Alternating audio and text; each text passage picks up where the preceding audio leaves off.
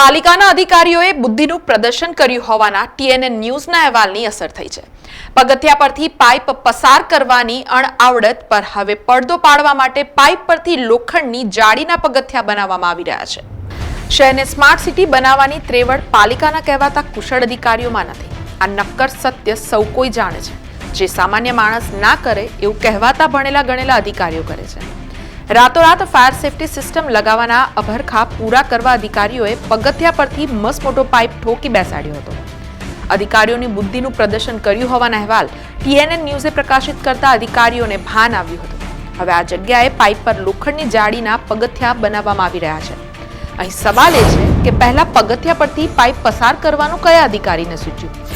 અધિકારીના પાપે થયેલું બુદ્ધિનું પ્રદર્શન સુધારવા લોખંડના પગથિયા મૂકવા પડ્યા એનો ખર્ચ કોના પાપે થયો? શું આ ખર્ચ એ અધિકારીના પગારમાંથી કાપી ન લેવો જોઈએ? અધિકારીની ભૂલ સુધારવા પ્રજાના પરસેવાની કમાણીમાંથી ટેક્સના નાણાં કેમ ચૂકવાય? પાલિકાના અધિકારીઓ પહેલા બુદ્ધિનું પ્રદર્શન કરે અને પછી એ બેદરકારી છુપાવવા નાણાં ખર્ચાય એ કેટલું યોગ્ય છે?